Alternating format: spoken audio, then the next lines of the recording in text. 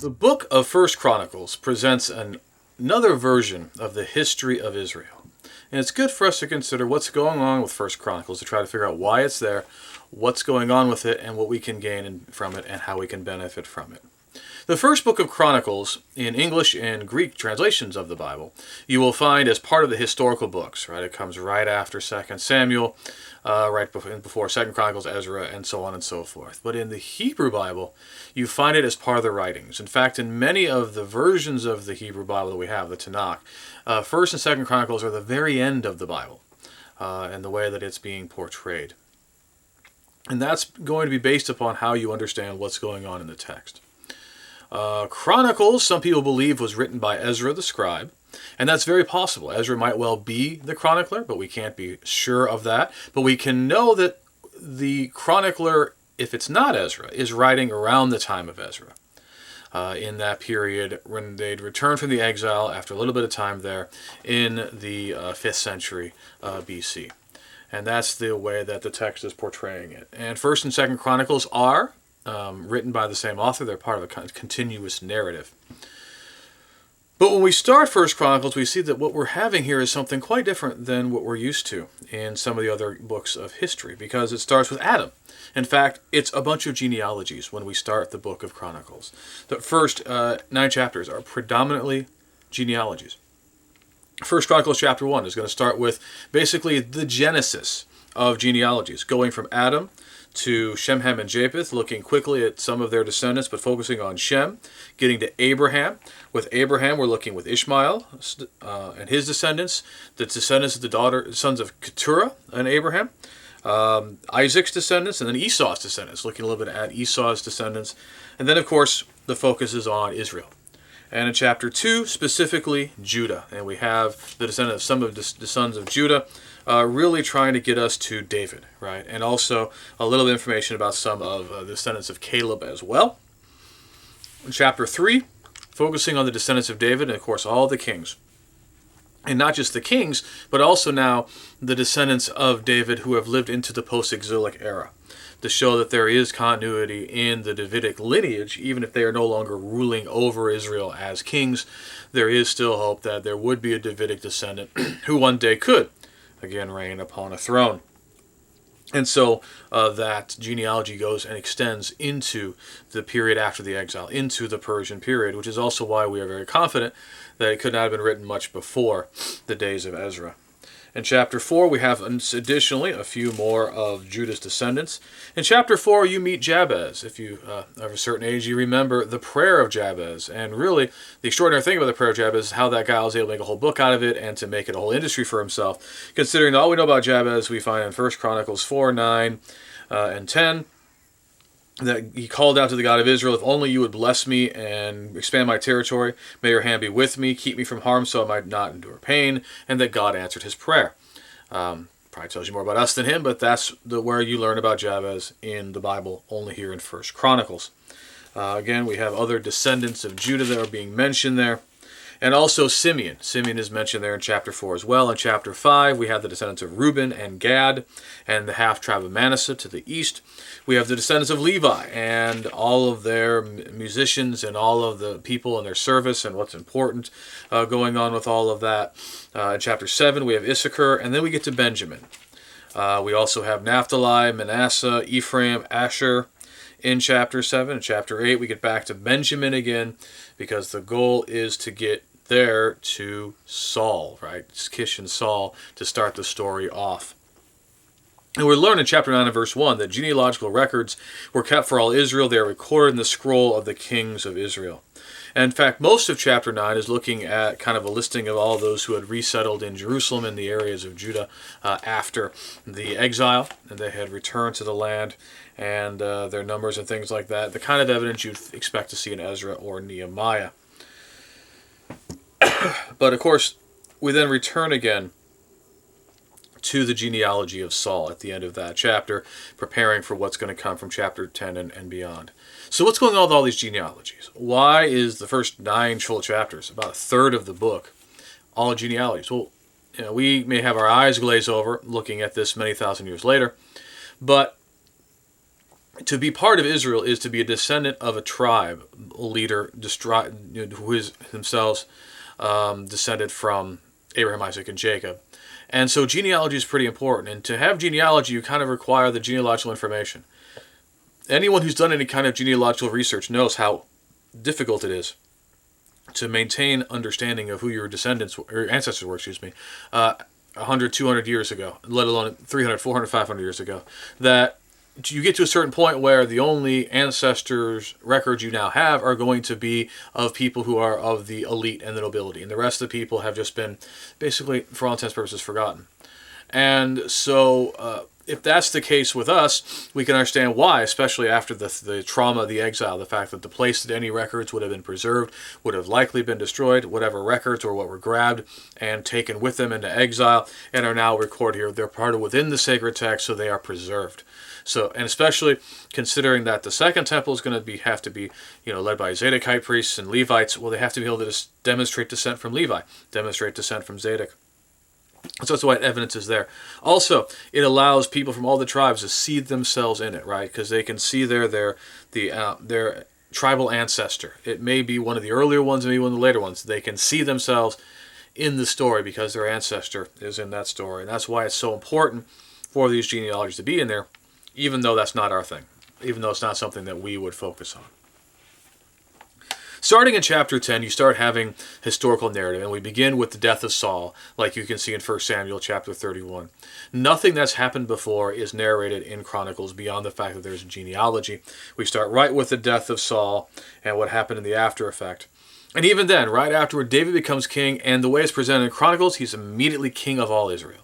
It's not just the 7 years in Hebron as king of just Judah. There's no Ishbaal. There's no story of how Ishbaal became less and David became more. There's none of that here.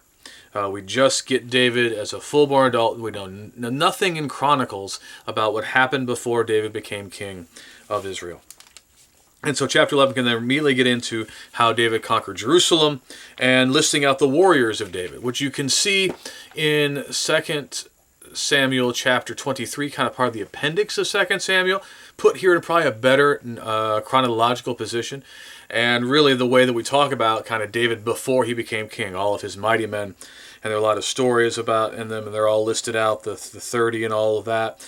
The warriors who joined David at various points. And this is information that if it's there in Samuel, it's much more quickly put and moved on. There's more detail here in 1 Chronicles about some of these warriors who came in from all the different tribes and the support that David had.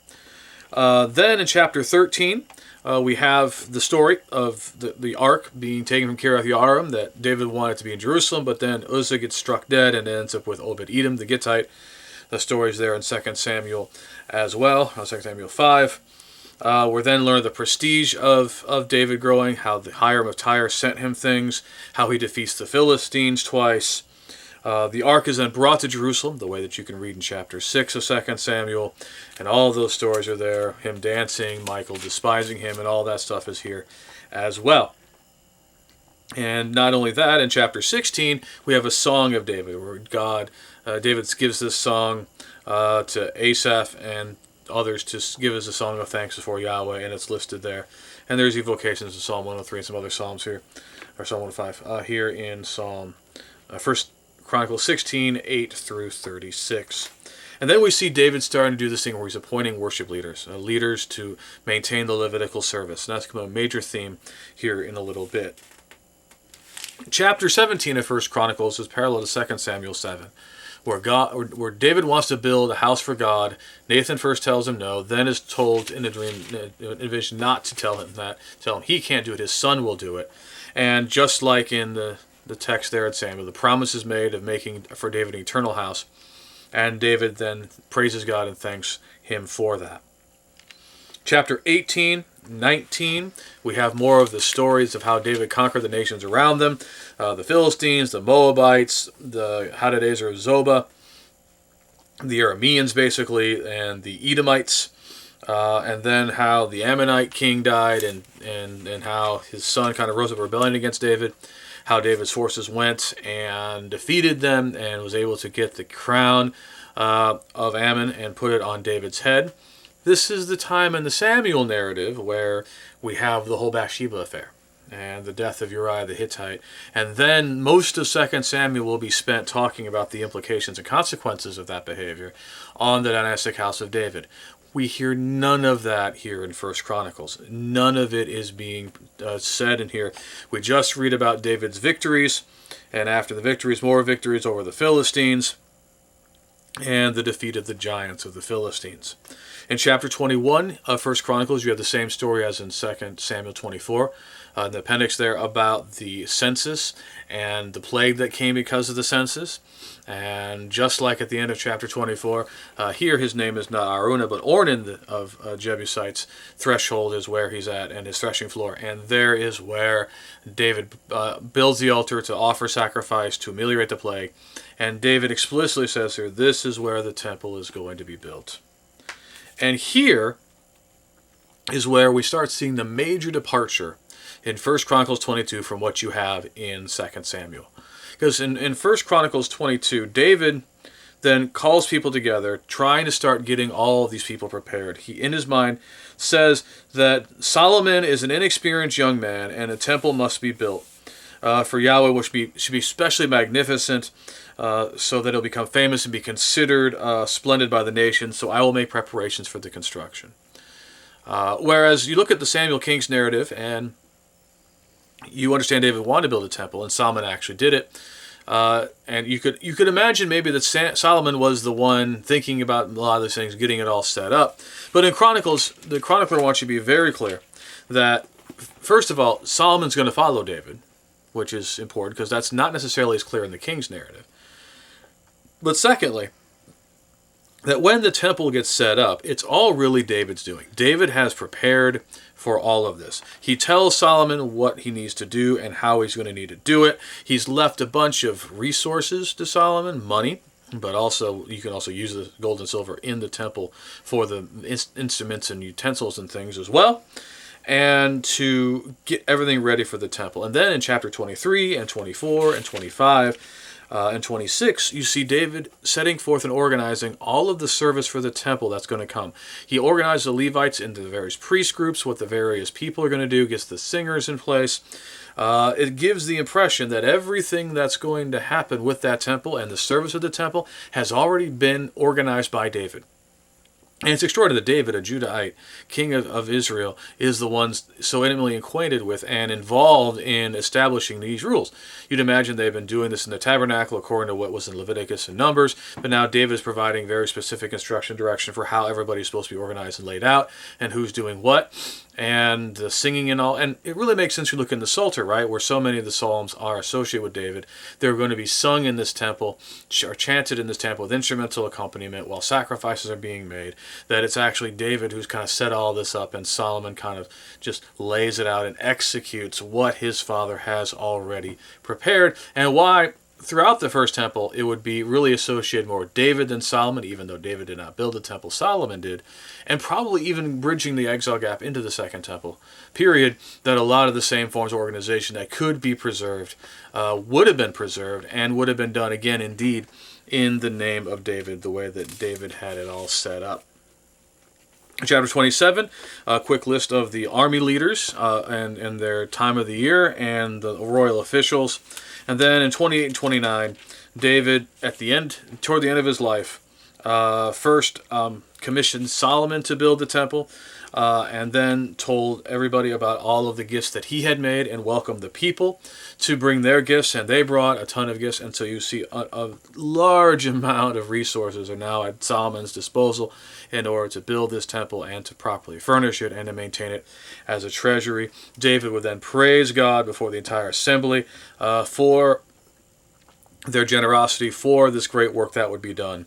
And David very explicitly designates Solomon as king, and they really basically, for a second time here even, really declare him as king. And then David will die in good old age.